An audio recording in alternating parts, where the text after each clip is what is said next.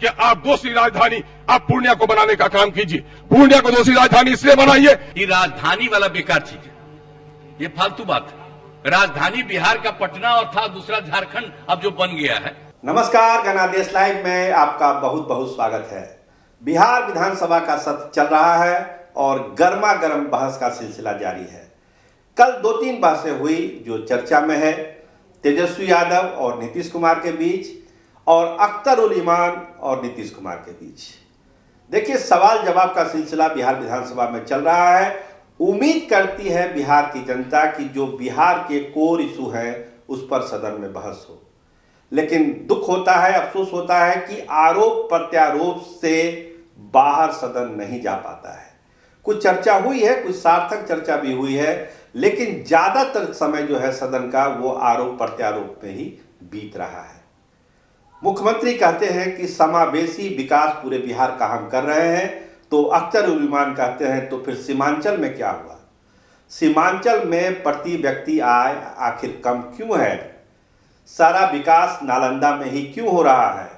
पटना को सुंदर दुल्हन की तरह सजाया जा रहा है, तो जो हमारे सीमांचल के जिले हैं उनको बदसूरत क्यों किया जा रहा है, या उस बदसूरत जिलों को सुंदर क्यों नहीं बनाया जा रहा है? आपने पटने को सजाया है, संवारा है, आपने राजगीर को खूबसूरत दुल्हन की तरह सजाया है, हम आपको मुबारकबाद देना चाहते हैं। लेकिन संतुलित और इंसाफ के साथ तरक्की का नारा इस बात को भी पुकार पुकार कर आपको कह रहा है कि बिहार का मतलब सिर्फ पटना के इर्द गिर्द की बस्तियां नहीं है, बल्कि वो सीमांचल का वो इलाका।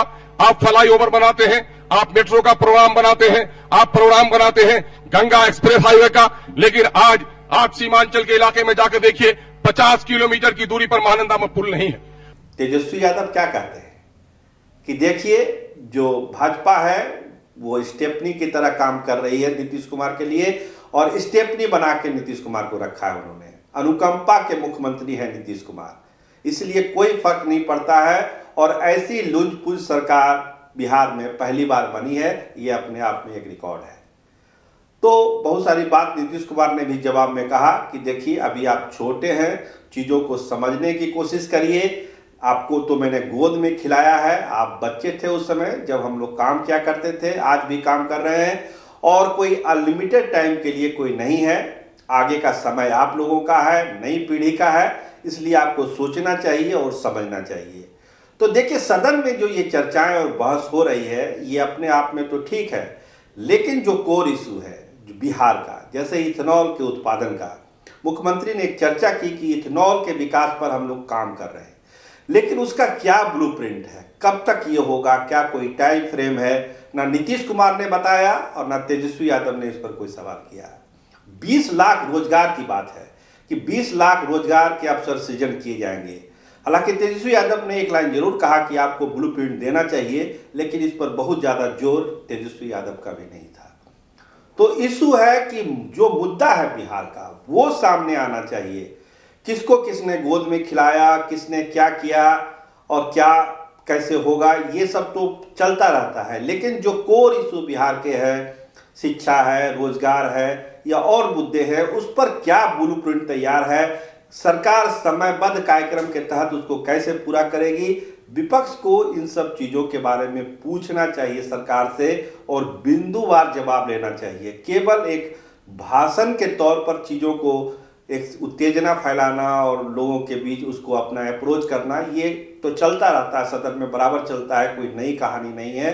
लेकिन एक नई सरकार बनी है तो बिहार के लोगों को उम्मीद है कि वो सरकार उस हिसाब से काम करे जिस हिसाब से सरकार ने जन को दिया है जनमत जनता ने, और जो कोर इशू है उसको एड्रेस सरकार को भी करना चाहिए और विपक्ष का।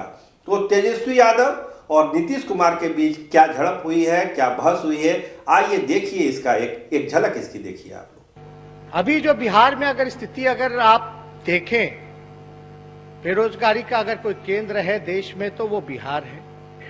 सबसे गरीब अगर कोई राज्य है तो बिहार है। ना कोई कारखाना है, शिक्षा चौपट है, चिकित्सा की हाल क्या बदहाली अस्पतालों में है, किसी से पूछा नहीं जा सकता। इसी विधानसभा में जब नौकरी निकली थी 200 कुछ सीटों का, तो लगभग एमबीबीएस किए हुए, इंजीनियर किए हुए लगभग 5.5 लाख आवेदन दिए गए महोदय। जो सरकार का कमिटमेंट है महोदय, मुख्यमंत्री जी हमेशा 3 बात कहते हैं कि हम 3C से कॉम्प्रोमाइज नहीं कर सकते। Communalism, corruption, crime. क्राइम की अगर जहां तक हम लोग बात करें महोदय, तो क्राइम को अपराधियों के भरोसे छोड़ दिया गया है, संरक्षण दिया जा रहा है महोदय। करप्शन की बात करें तो भ्रष्टाचारियों का हाथों दे दिया गया है। लगभग नीतीश जी के राज में इन 15 सालों के शासन में 75 घोटाले ऐसे हुए हैं महोदय, जिसमें बिहार का अरबों खरबों रुपया जो है वो लूटा गया है। तो सीमांचल को लेकर अख्तरुल साहब ने भी बहुत सारे इशू उठाए कि सीमांचल को एक जो है दोहरी नीति अपनाई जाती है। जब विकास की बात होती है तो दोहरी नीति अपनाई जाती है। बेहतर होता कि पूर्णिया को एक अलग राजधानी बना दिया जाता है। तो नीतीश कुमार ने कहा कि ये सब फालतू बात है, फालतू बात मत करिए, अलग राजधानी बनाने का कोई मतलब नहीं है।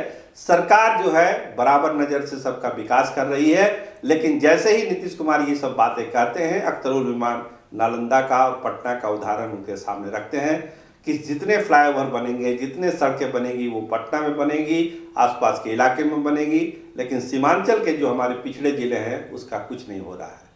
तो ये सारी चीजें सदन में कल हुई है।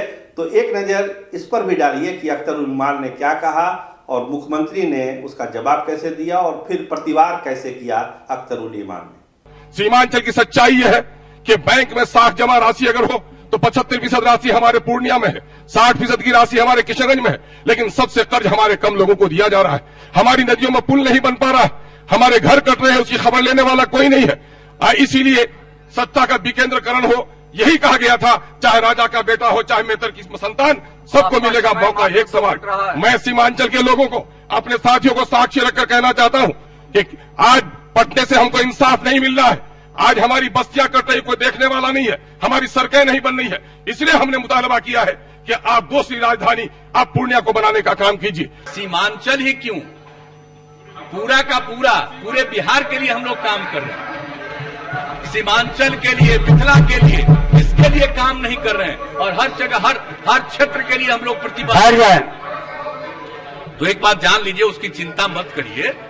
आपके मन में कोई सुझाव खास हो तो आकर के देके बताते जाइए। ये राजधानी वाला बेकार चीज है, ये फालतू बात है। राजधानी बिहार का पटना और था दूसरा झारखंड अब जो बन गया है रांची में, तो हम लोगों के आने के पहले, बहुत पहले ना बंद हो गया था। अकेला यही राजधानी थी, रांची वाली राजधानी तो बंद हो गई थी बिहार के बंटवारे के पहले।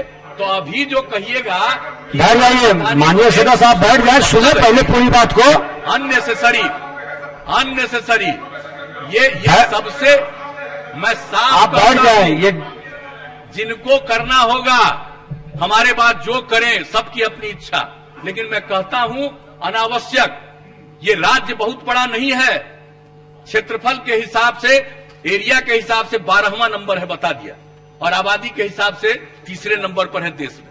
और हर प्रकार का हम लोग काम कर रहे हैं। आप सिर्फ राजधानी को यहां से वहां हटा दीजिएगा, क्या हो जाएगा उससे? कोई उससे फर्क पड़ता है? और हम लोग राजधानी पटना आने के लिए, जो सबसे दूर का इलाका है, उससे पटना आने के लिए 5 घंटा से अधिक समय नहीं लगे, ये सारा काम कर रहे हैं। जो आएगा लौट करके जाएगा, हर तरह की बात कर रहे हैं, इसलिए उन बातों को नहीं। हाँ, लेकिन लोगों के बीच में अपनी बात रखने के लिए स्वतंत्र हैं, लेकिन विकास के किसी काम की उपेक्षा नहीं की जाएगी। अगर कोई काम बचा हुआ है, हम लोग उसको जरूर पूरा करेंगे। तो ये 2 बहसें थी जो चर्चा में रही। आज भी सदन चल रहा है, आज भी बहस चल रही है, लेकिन बार बार जो हम लोग कहते हैं कि सदन में बिहार की जो समस्या है, जो कोर इशू है और खासकर जो डेवलपमेंट के इशू हैं, उस पर जरूर बहस होनी चाहिए। और विपक्ष को चाहिए कि एक बिंदुवार जवाब सरकार से मांगे, एक टाइम बाउंड जवाब मांगे कि अगर आप इथेनॉल का उत्पादन बिहार में बढ़ाना चाह रहे हैं तो उसका क्या प्रस्ताव है, कितने समय सीमा के अंदर उस पर काम शुरू होगा और वो कब होगा और इथेनॉल का उत्पादन बिहार में कब शुरू होगा। इस पर जरूर बिंदुवार जवाब मांगना चाहिए विपक्ष को। इसके अलावा जो भी डेवलपमेंट के वर्क है, चाहे 7 निश्चय पार्ट 2 के भी हों, तो उसको भी एक टाइम फ्रेम का जो आइडिया है उसको लेके विपक्ष को सवाल करना चाहिए। और सरकार की भी जिम्मेदारी है कि उसी भावना से, उसी गंभीरता से उसका जवाब विपक्ष को देना चाहिए और बिहार की जनता को इसको बताना चाहिए। तो ये उम्मीद सब कर रहे हैं सदन से। देखिए सदन में क्या फैसला होता है, क्या क्या जवाब आते हैं और क्या क्या सवाल आते हैं। कैमरामैन राहुल राज के साथ मैं सरोज सिंह। देखते रहिए गणराज्य लाइव। अपनों का और अपने का पूरा ख्याल रखिए। धन्यवाद, नमस्कार।